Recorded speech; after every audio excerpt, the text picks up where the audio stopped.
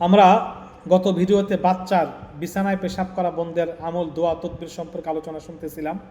আরেকটি আমল, 21 বার সূরা ফাতিহা, আয়াতুল কুরসি, 4 কুল পড়ে তিলির উপরে ফু দিয়ে 11 দিন পর্যন্ত সেই পেশাব করা বাচ্চাকে খাওয়াবে। অবশ্যই অজু সহ আগে পরে ইস্তেগফার ও দরুদ 3 বার দরুদ পাঠ করে নিতে হবে। 21 বার সূরা ফাতিহা, আয়াতুল কুরসি একবার, 4 কুল একবার করে পড়ে তিলির উপরে ফু দিয়ে 11 দিন পর্যন্ত খাওয়াবে এবং অবশ্যই অজু সহ আমলটি করতে হবে। তারপর আরেকটি আমলের কথা আমরা শুনবো।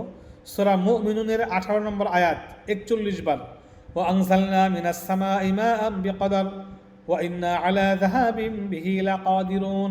এই আয়াতটা 41 বার পরে চিনির উপরে ফু দিবে, চিনির উপরে ফু দিয়ে সেই চিনি চেটে চেটে 7 দিন বাচ্চাকে খাওয়াবে। পেশাব করা বাচ্চাকে 7 দিন খাওয়াবে, চেটে চেটে খাবে, জিহ্বা দিয়ে চেটে চেটে খাবে, চিনি দিয়ে মানে চিনিটা চেটে চেটে সে খাবে। তবে আগে পরে দরুদ, একবারে খেলে হবে না, আগে পরে অবশ্যই দরুদ শরীফ পাঠ করতে হবে। আরেকটি আমল, 24 বার যে কোনো ইস্তেগফার, 24 বার যে কোনো ইস্তেগফার এবং ইয়া কাবিদু ইয়া কাবিদু ইয়া কাবিদু আল্লাহর এই নামটি 7 বার পরে বাচ্চার মাথায় ফু দিবেন।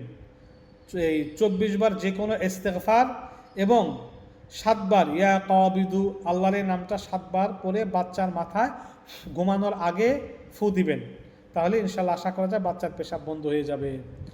আরেকটি আমল, রাতে, এটা চিকিৎসা বিষয়ক আমল, রাতে দারুচিনির গুঁড়া 1 চামচ আধা গ্লাস পানিতে মিশিয়ে খাওয়াবেন। রাতে আধা গ্লাস পানিতে 1 চামচ দারুচিনির গুঁড়া মিশিয়ে পেশাব করা বাচ্চাকে পান করাবেন। আশা করা যায় তার পেশাব বন্ধ হয়ে যাবে। পরবর্তী ভিডিওতে আমরা আলোচনা শুনব।